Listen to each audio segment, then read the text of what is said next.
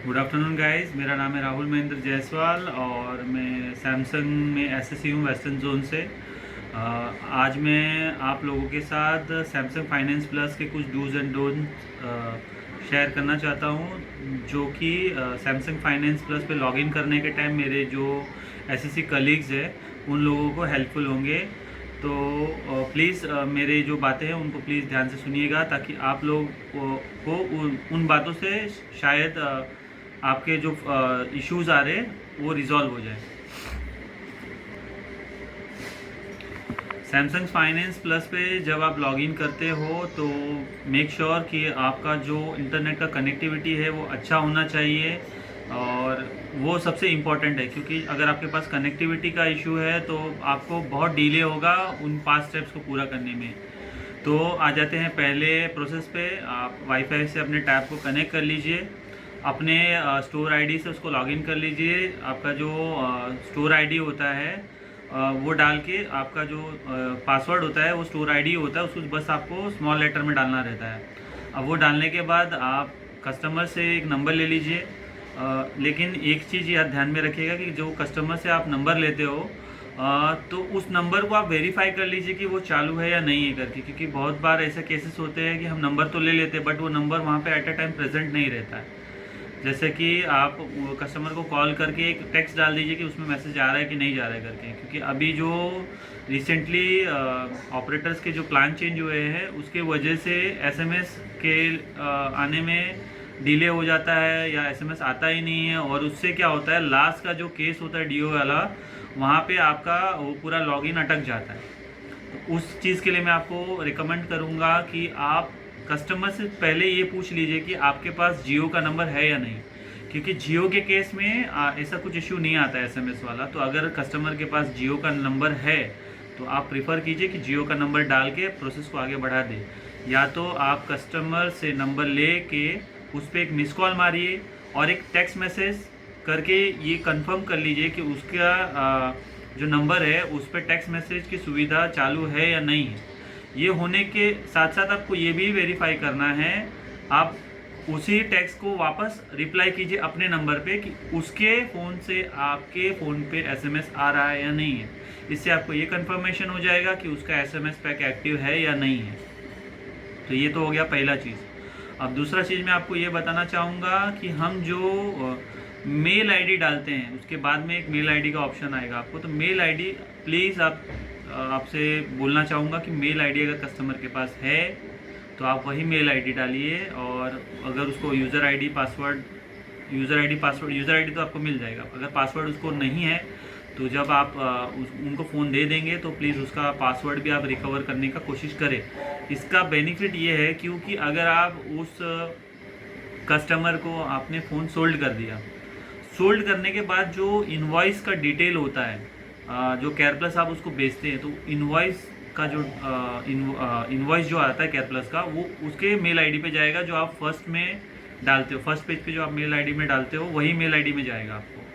तो 50% केसेस ऐसे होते हैं कि हम कुछ भी मेल आईडी डाल देते हैं, क्योंकि हम लोगों को अप्रूवल लेना रहता है, हमको ये कंफर्म नहीं रहता है कि कस्टमर फ़ोन डाउन पेमेंट देखने के बाद लेगा या नहीं लेगा। तो हम लोग मोस्ट ऑफ लोग यही करते हैं कि मेल आईडी कुछ भी डाल देते हैं।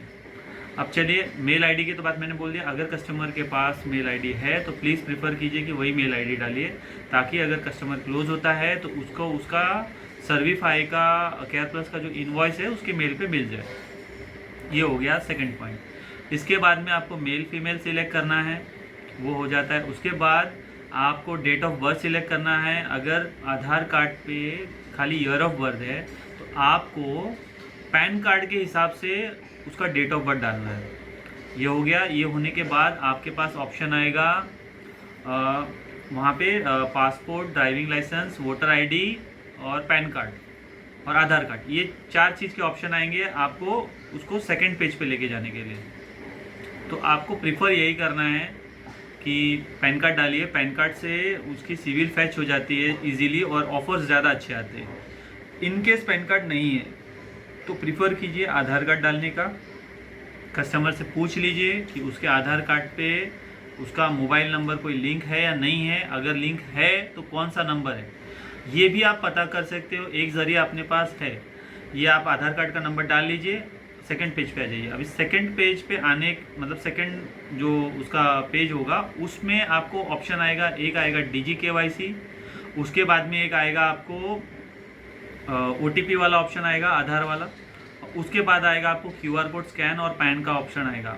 पैन कार्ड के ज़रिए आप लॉगिन कर सकते हो। और in case pan card customer के पास है, आधार कार्ड नहीं है, या फिर आधार कार्ड में कुछ प्रॉब्लम है, तो आप पैन कार्ड और ड्राइविंग लाइसेंस ये दोनों चीज़ के ज़रिए भी आप अप्रूवल ले सकते हो। तो आपको अगर ये पता करना है कि कस्टमर के पास आधार उसका लिंक है या नहीं है, मोबाइल कस्टमर कंफ्यूज है, उसको मालूम नहीं कौन सा नंबर लिंक है, तो आप ये कीजिए, डिजी केवाईसी में जाइए, वहाँ पे कस्टमर का आधार नंबर डालिए और आगे प्रोसीड कर दीजिए। जैसे आप प्रोसीड करेंगे तो वहाँ पे आपको दिख जाएगा कि कस्टमर का आधार लिंक है या नहीं है। अगर लिंक होगा तो कस्टमर के जो एंड के 4 डिजिट है मोबाइल नंबर के, वो वहाँ पे शो हो जाएंगे। तो आप कस्टमर से कंफर्म कर सकते हो कि सर ये जो नंबर है ये आपके पास है या नहीं है। अगर है तो आप उससे OTP मंगा सकते हो या नहीं मंगा सकते हो। इन केस वो नंबर बंद हो गया या किसी और ने ऑप्ट आउट कर लिया है या कस्टमर वो नंबर नहीं प्रोवाइड कर सकता है, तो फिर आप OTP वाला जो KYC प्रोसेस है उसको स्किप कर दीजिए और QR कोड के साथ आगे बढ़िए। QR कोड और इधर पैन कार्ड या ड्राइविंग लाइसेंस, इसके साथ में आप आगे बढ़िए। अब ये हो गया।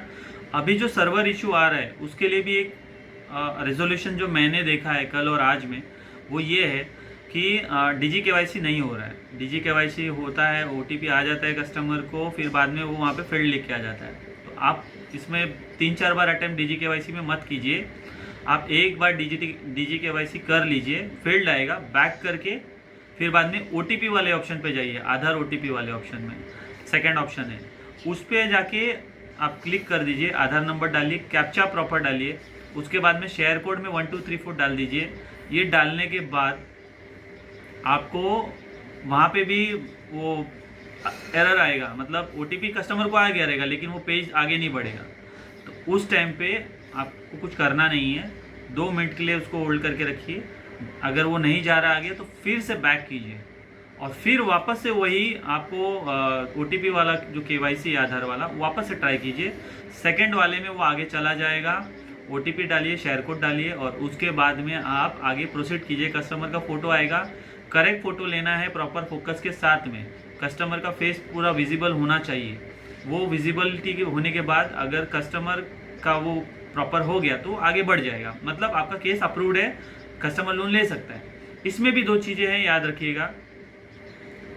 कस्टमर का जो फेस होता है, कभी कभी आधार कार्ड में बचपन का फ़ोटो उसमें लगा हुआ रहता है, तो आधार कार्ड से जब भी आप उसका KYC करते हैं तो बचपन का फ़ोटो कभी मैच नहीं करेगा, उसका आधार पे उसका रीसेंट फ़ोटो अपडेट होना चाहिए। ये हो गया पहला चीज़ जो आधार के केस में होता है। दूसरी चीज़, कस्टमर की एज होनी चाहिए मिनिमम 21 साल 2 महीने के ऊपर, तो वो लोन लेने के लिए एलिजिबल है सैमसंग फाइनेंस से, वरना वो सैमसंग फाइनेंस से लोन नहीं ले सकता है। ठीक है, ये 2 चीज़ तो मैंने आपको बता दी।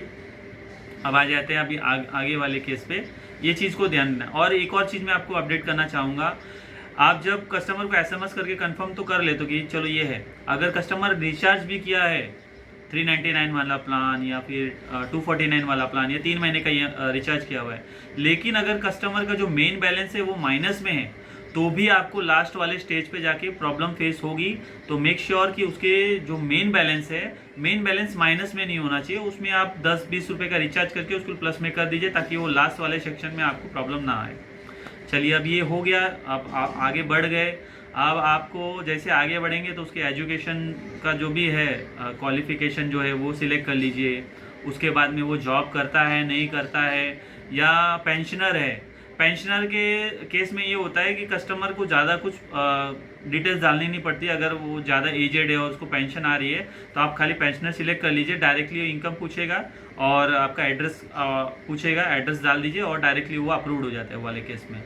ठीक है, लेकिन अगर यंग है या मिडिल एज का है और वो अगर आप उसका लोन कर रहे हो तो आप उसका प्रॉपर डिटेल उससे पूछ के डालिएगा। ठीक है, एक्चुअल जो डिटेल है वही डालिए। ये नहीं होता है कि हम एक हाई प्रोफाइल क्रिएट कर देंगे तो डाउन पेमेंट कम आ जाएगा, ऐसा कोई फंडा नहीं है। ठीक है, सारी चीज़ें जो होती है सिविल बेस पे ही होती है। और अगर आप एक्चुअल डेटा डालेंगे तो उससे क्या होता है, कस्टमर मतलब कंपनी भी आपको एकदम प्रॉपर तरीके से कनेक्ट कर पाएगी कि नहीं आपने उसको करेक्ट डेटा दिया है और कस्टमर मतलब ऐसा जाके आगे EMI पे करेगा अपना, ठीक है। तो करेक्ट डिटेल ही डालिए, इनकेस डिटेल नहीं है तो एक प्रॉपर डिटेल डालिए जो उसको जस्टिफाई करे कस्टमर को, ठीक है। वो होने के बाद आप सारी डिटेल्स डाल दीजिए, प्राइवेट कंपनी में काम करता है नहीं करता है वो डाल दीजिए। उसके बाद में सैलरीड है या नहीं है और क्या कौन से फील्ड में वो जॉब करता है वो डालने के बाद फिर लास्ट में आपको ऑप्शन आएगा, वो जहाँ पे काम करता है उसके बारे में पूछेगा।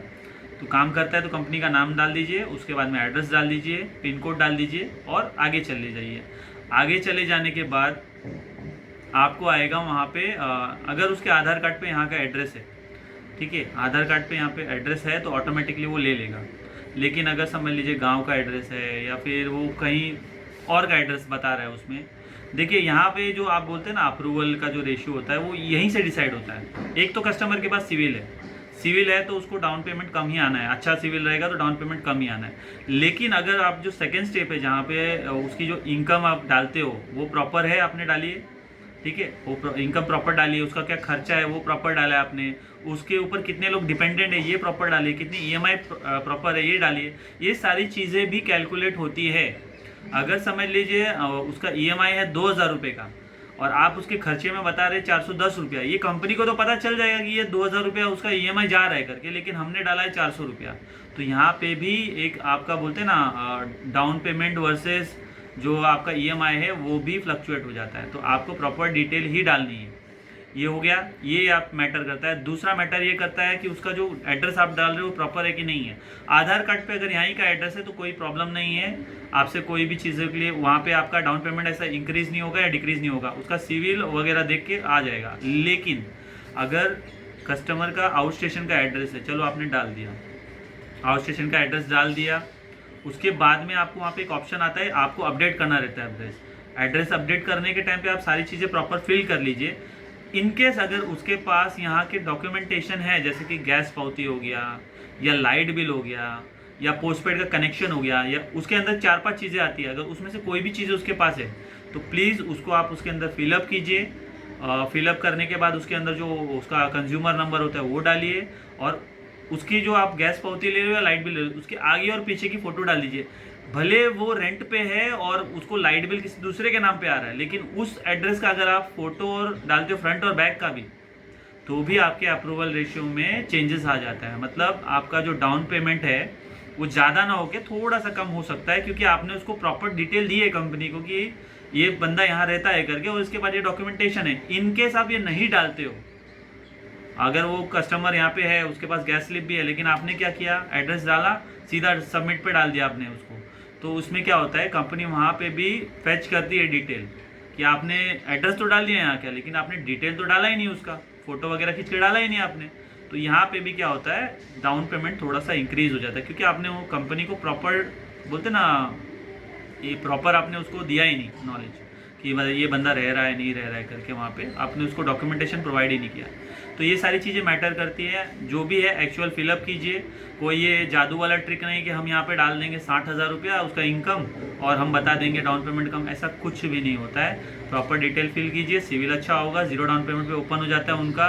अगर कस्टमर फ्रेश है तो 50-50 रहता है, और अगर उसने डिफ़ॉल्ट किया रहता है तो 70% डाउन पेमेंट 30% लोन होता है। और अगर कस्टमर ने नॉर्मल मतलब EMI चल रहा है उसका फ्रेश है, एक आधा बाउंस हुआ है, तो उस केस में उसको 20% डाउन पेमेंट आ जाएगा। उस केस में आपको कस्टमर का आ जाएगा 20% डाउन पेमेंट या 30% डाउन पेमेंट, और बाकी का जो रहता है वो EMI में कन्वर्ट हो जाता है। ठीक है, चलिए अभी यहाँ पे आ गया उसका पेज ओपन हो जाएगा, जिसमें आपको डाउन पेमेंट बता दिया जाएगा एक जगह पे, प्रोडक्ट का प्राइस बता दिया जाएगा और EMI बता दीजिएगा। अब इसमें भी होता है कि जो M सीरीज़ जो ऑनलाइन सीरीज़ होती है उस पर कंपनी पर मंथ को 60-70 रुपीज़ चार्ज करती है। ये भी कस्टमर को बता देना है, नहीं तो फिर कस्टमर को ऐसा लगेगा कि आपने बोला कि कुछ भी एक्स्ट्रा नहीं जाएगा। बट देखिए F सीरीज़ और M सीरीज़ में जाता ही है, तो उसको क्लियर बोल दीजिए कि नॉर्मल सा अमाउंट है तो आपको ये इतना ही जाएगा, इससे ऊपर नहीं जाएगा। अब ये हो गया, अगर कस्टमर अग्री हो गया, बोला कि चलो मुझे ये वाला प्रोडक्ट चाहिए, तो फिर आप आगे बढ़ाइए।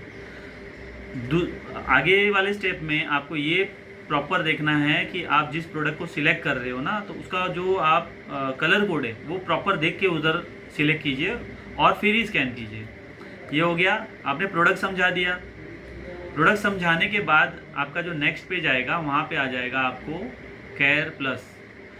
बहुत ही अच्छा चीज़ है, अगर आप कस्टमर को समझा सकते हो अच्छे से तो कोई भी कस्टमर मना नहीं करता। अगर आप समझा सकते हो तो बिलीव मी, मेरी जो सेल है उसकी 70 से 80%, 80 भी मैं कम ही बोल रहा हूँ, मैं 90% जो सैमसंग पे लोन मारता हूँ ना, वो हर कस्टमर को समझाता हूँ और हर कस्टमर वो केयर प्लस ले लेता है। बेनिफिट वाली चीज़ ये है, कोई प्रॉब्लम नहीं है और एकदम सिंपल है। कस्टमर को भी ऐसा जो यूज़ कर एक्सपीरियंस कर चुका है उसको पता है कितना इजीली उसका जो डिवाइस अगर डैमेज वगैरह हो जाता है या कोई प्रॉब्लम आ जाता है तो इजीली रिजॉल्व हो जाता है। मेन जो चीज़ होता है वो समझाने का होता है। अगर आप अच्छे से समझा पाए हो तो बिलीव मी कस्टमर ले ही लेगा। और इसमें आपको एक चीज़ और याद रखनी है कि आपको अपने डीलर को भी इसके अंदर शामिल करना है। डीलर को बता देना है कि देखिए अभी मैं लोन मारूंगा तो आपका जो डाउन पेमेंट आया वो तो आपको मिल ही जाएगा, लेकिन अगर मैं केयर प्लस ऐड करता हूँ तो इसका जो 15% मार्जिन है वो आपको अपफ्रंट मिल जाता है। इससे डीलर को क्या है, डीलर को तो पैसा आ ही रहा है ना, तो वो क्यों मना करेगा, वो हमेशा हाँ ही बोलेगा। उसको 500 रुपया एक्स्ट्रा ही आ रहा है, डाउन पेमेंट तो आ ही रहा था, 500 रुपया एक्स्ट्रा उसका इनकम हो रहा है। तो ये चीज़ डीलर को बताइए, आप डीलर को बताएंगे तो कोई डीलर मना नहीं करेगा। किसी को फ्री का पैसा आ रहा है तो मना नहीं करता। ये फ्री का सिर्फ डीलर को जाता है, उनका मार्जिन उनको मिल जाता है, बट कस्टमर के लिए बहुत अच्छा रहता है। इनकेस कुछ भी प्रॉब्लम हो गया तो कस्टमर से आप कनेक्ट कर सकते हो। आप उसको एक बार अच्छे से सर्विस दे दोगे तो वो कभी भी दूसरे शॉप में नहीं जाएगा। ये होता है कस्टमर सर्विस। आप जब फर्स्ट टाइम कस्टमर को कॉल कंफर्मेशन करते हो कि ये नंबर प्रॉपर है या नहीं, तो ये और चीज़ मैं आपको बताना चाहूँगा, कस्टमर का नंबर सेव कर लीजिए, ठीक है। कस्टमर का नंबर सेव कर दीजिए और आप अपना नंबर भी उसके मोबाइल पे सेव कर दीजिए और उसको बोलिए अगर आप ये पीस लेते हो, इन फ्यूचर अगर आपका कुछ इशू भी आ गया, किसी भी तरह का, टेक्निकल हो या फिर समझ लीजिए हार्डवेयर का कुछ इशू हो गया या कुछ ऐसा इश्यूज हो जाते हैं जिसको टाइम लग जाता है, अगर आप उसको मदद करते हो तो कस्टमर आपके पास ही आएगा। भले उसको कोई 500 रुपया सस्ता क्यों ना दे रहा हो, वो आप ही के पास से आके प्रोडक्ट लेगा। ये प्रैक्टिस करके देखिए, बहुत ही ईजी चीज़ है और इससे आपका कस्टमर के साथ जो एक रिलेशन होता है वो बिल्ड होगा। कस्टमर के साथ रिलेशन बनाने में आपका फ़ायदा ये होगा, आप एक स्टोर पे हो, कल किसी दूसरे स्टोर पे चले जाओगे, लेकिन कस्टमर आपको ढूंढेगा, स्टोर को नहीं। बहुत से स्टोर में कैसा होता है कि वो स्टोर वाले कस्टमर से रिलेशन बना लेते हैं, लेकिन आपको क्या पता है कि कस्टमर जो रिलेशन बनता है वो हम जैसे एसएससी के थ्रू ही बनता है। तो क्यों ना हम भी उसमें अपना रोल प्ले करें, अच्छे से कस्टमर को सर्विस दें, उनको गाइड करें, उनको बताएं कि हम जो आपको सर्विस देते हैं उसमें आपका कुछ भी एक्स्ट्रा नहीं जाता। आप समझ लीजिए ना, आपने कैश में फ़ोन लिया है, बस आप 8 महीने में बाकी का पैसा पे कर रहे हो। कस्टमर कन्विंस होता है और आराम से लेता है। बोलने के लिए देखिए, मैं ऐसे चीज़, मुझे मालूम है बहुत मेहनत लगती है इस चीज़ के अंदर। मुझे पता है कितने सारे चैलेंजेस फेस होते हैं, सारी चीज़ों का इश्यूज़ होता है, बहुत से इश्यूज़ होते हैं जो रिजॉल्व नहीं होते। लेकिन ये एक चीज़ याद रखिए, आपका हल आप ही निकाल सकते हो। अगर आपने उस चीज़ का हल वहाँ पे निकाल दिया तो हो सकता है आपकी वजह से जो पीछे 50 लोग परेशान हैं उन लोगों को वो रेजोल्यूशन काम आ जाए। तो यही मैं भी करता हूँ। मैं मेरे ऑब्जर्वेशंस को खुद अंदर मतलब ऑब्जर्वेशन लेता हूँ। कंपनी देखिए, अगर मैंने ये कंप्लेंट डाल दिया, कंप्लेंट तो डाल दिया, अब वो जाएगा मेरे सीनियर, उसके सीनियर, फिर वो कंपनी में जाएगा, उसको टाइम लग जाएगा तब तक। लेकिन क्या हम सेल नहीं करे तो हम उसके रेजोल्यूशन हम खुद ही ढूंढते हैं।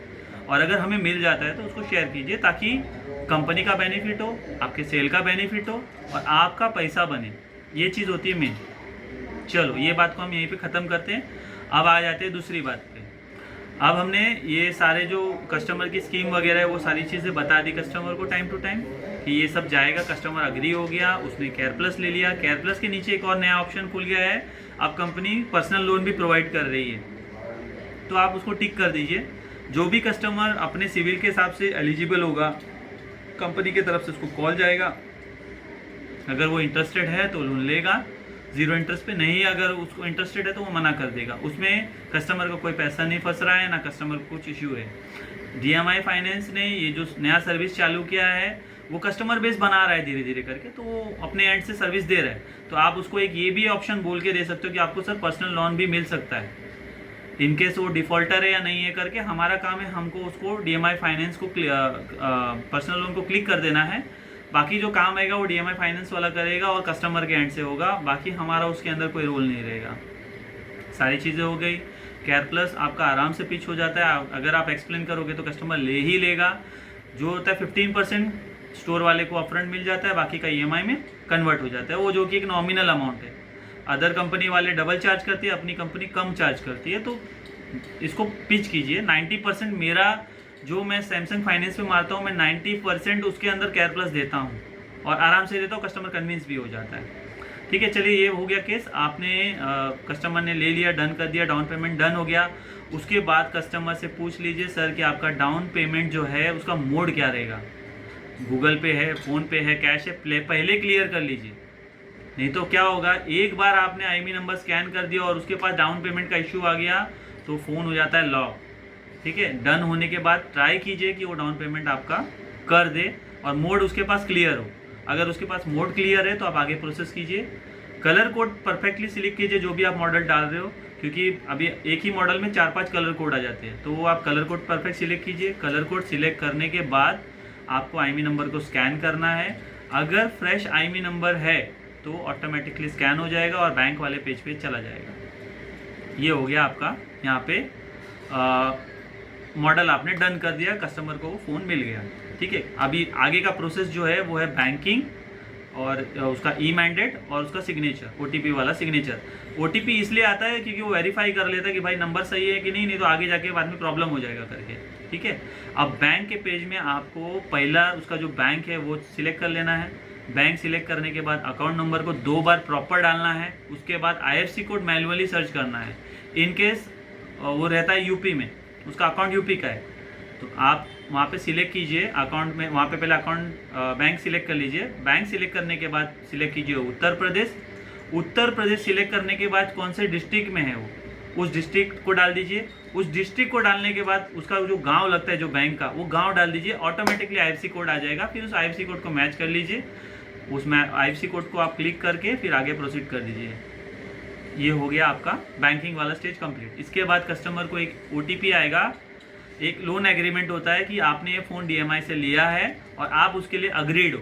वो OTP को आप करेक्टली डालिए, जो आपने फर्स्ट पेज पे जो नंबर डाला था उसी पे OTP आएगा, वहाँ पे OTP डाल दीजिए। उसके बाद कस्टमर का डिजिटल सिग्नेचर ले लीजिए, अग्री कर दीजिए। अग्री करने के बाद आपका जो आगे वाला पेज आएगा, 2 बार नेक्स्ट करेंगे तो आपका ई-मैंडेट वाला पेज आ जाएगा। अब यहाँ पे मसला फंस जाता है बहुत सारी बैंकों का।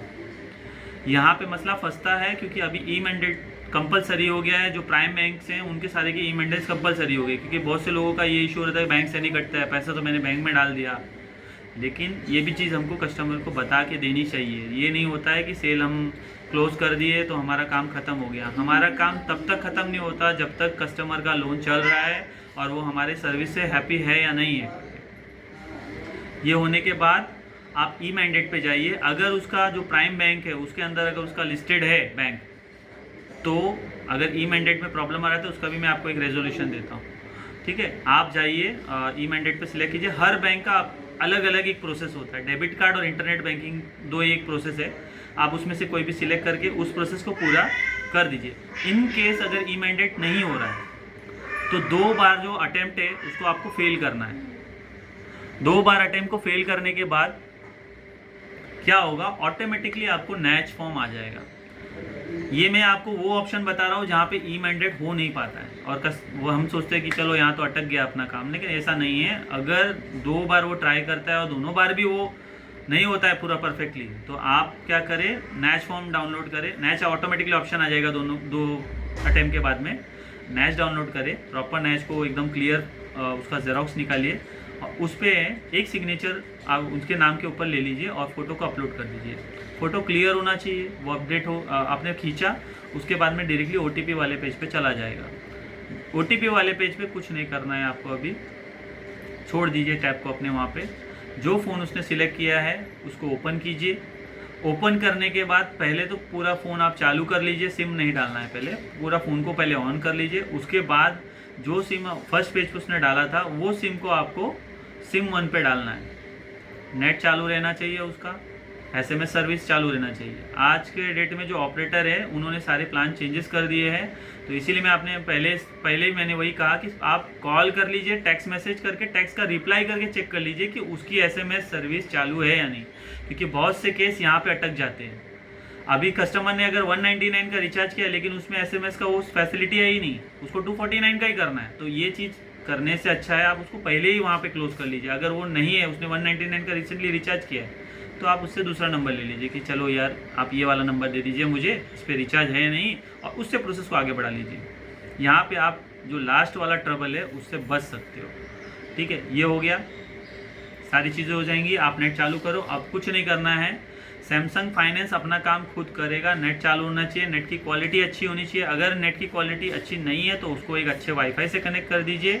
ऑटोमेटिकली आपका जो नॉक्स है वो अपडेट होगा। नॉक्स अपडेट होने के बाद वहाँ पे एक आपको नोटिस करके ऑप्शन आएगा नोटिफिकेशन बार पे, तो नोटिस पे क्लिक करना है। नोटिस पे जैसे आप क्लिक करोगे तो ऑटोमेटिकली वहाँ पे ब्लू कलर का विंडो ओपन हो जाएगा, मतलब वहाँ पे सैमसंग फाइनेंस का जो ऐप है वो इंस्टॉल हो रहा रहता है। वो होने के बाद बहुत बार क्या होता है कि आप जब उसको रिट्राई करते हो तो वहाँ पे रेड कलर का मार्क करके फिल्ड करके रिट्राई करके लिखा जाता है। तो उस टाइम में आप क्या कीजिए, आप बैक चले जाइए, पूरा मेन जो भी आपने सारे विंडोज़ चालू किए सारे विंडोज़ को बंद कर दीजिए। बंद करने के बाद आप चले जाइए जो सैमसंग फाइनेंस का जो एप्लीकेशन है उस एप्लीकेशन को रीओपन कीजिए। जैसे आप उसको रीओपन करोगे वहाँ पे आपको ऑप्शन आ जाएगा एक्टिवेट करके, एक्टिवेट कीजिए, एक्टिवेट लाइसेंस कीजिए, नॉक्स को एक्टिवेट कीजिए।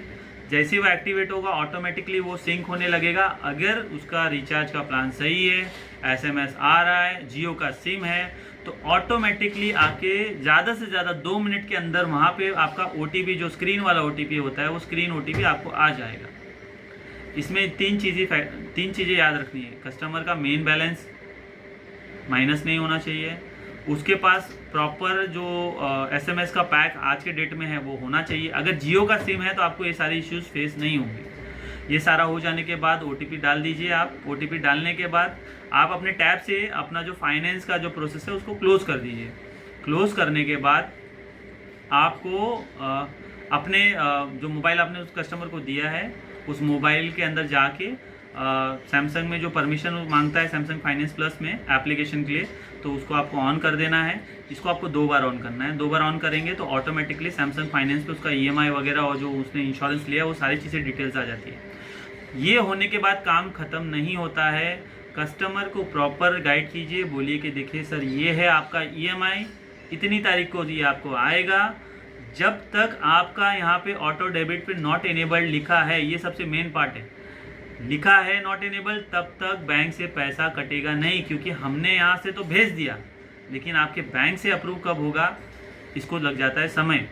तो आप कस्टमर को गाइड कर दीजिए कि सर जिस दिन यहाँ पे इनेबल लिख के आएगा तब आपको बैंक में ही पैसा भरना है। इन केस अगर वो नॉट इनेबल ही रहा तो आपको मैनुअली पेमेंट करना है। गूगल पे, फ़ोनपे, पेटीएम, नेट बैंकिंग, ये सारे ऑप्शन आपके फ़ोन में अवेलेबल हैं। और अपना नंबर इसी के साथ कस्टमर को दे देना है ताकि कस्टमर को कुछ भी इशू हुआ तो आप कस्टमर के साथ खड़े रहो। ये चीज़ होता है मेन इंपॉर्टेंट चीज़। और एक चीज़ याद रखिए, आप अगर कस्टमर के हो गए तो कस्टमर हमेशा के लिए आपका हो गया है। कस्टमर हमेशा तो नहीं आएगा, कभी उसका प्रॉब्लम है तभी आएगा, लेकिन उसको जितनी बार फ़ोन लेना होगा वो उतनी बार आपके पास आएगा। तो दोस्त ये वीडियो हो गया बहुत लंबा। मैं जितने भी मेरे सीनियर्स हैं उन सबको थैंक यू बोलना चाहूँगा कि उन लोगों ने मुझे ये चांस दिया कि मैं मेरे फीडबैक्स को आप तक पहुंचा सकूं और आप लोगों को ये सारी चीज़ें यूज़फुल हो सकें। तो प्लीज़ ये वीडियो को पूरा देखिएगा। अगर कोई भी इशू होता है, क्योंकि मुझे मल्टीपल कॉल्स आए तब जाके मैंने ये वीडियो बनाया, मैं तो किसी को जानता भी नहीं कि कौन SSC कहाँ से कॉल कर रहा है करके, लेकिन मैंने जब रिजॉल्वेंस डालने चालू किए कि मेरे ऐसे प्रॉब्लम सॉल्व हो रहे करके, तो मेरे को भी नहीं पता कौन सा ऐसी कहाँ से कॉल कर रहा है करके। हो सकता है वो सेंट्रल लाइन का SSC है, मेरे को नंबर भी नहीं मालूम, नाम भी नहीं मालूम, बस वो बोलते कि ये मैं यहाँ पे अटक गया हूँ, ये मैं यहाँ पे अटक गया हूँ। तो मुझे बहुत अच्छा लगता है कि मैं उनको किसी तरीके से हेल्प कर सकता हूँ। बहुत बार ऐसा भी होता है कि मेरे पास कस्टमर्स इतने सारे होते हैं और मैं उनको बराबर गाइड नहीं कर पाता, लेकिन फिर भी मैं ट्राई करता हूँ कि उनको किसी तरह से व्हाट्सएप हो गया या कॉल हो गया, उस पर उनको मैं हेल्प कर पाऊँ। क्योंकि देखो मेरा सेल इम्पोर्टेंट नहीं करता, से ये इम्पोर्टेंट करता है कि मैं कंपनी के लिए कितना सेल करके देता हूँ। मेरे साथ में अगर मेरे जितने भी भाई लोग हैं, एसएससी जितने भी मेरे कलीग्स लोग हैं, अगर उनका भी सेल बढ़ता है तो इनडायरेक्टली कंपनी का सेल बढ़ता है, और कंपनी का सेल बढ़ता है तो आपका पैसा बढ़ता है, और केयर प्लस बढ़ता है तो भी आपका पैसा बढ़ता है। तो कस्टमर के साथ रिलेशन बनाइए, कंपनी के साथ रिलेशन बनाइए, और अपनी जॉब को हमेशा एंजॉय करके काम कीजिए, आपका हमेशा अच्छा ही होगा। आप सभी लोगों का धन्यवाद, आपने मेरा वीडियो, इतना लंबा वीडियो आपने देखा।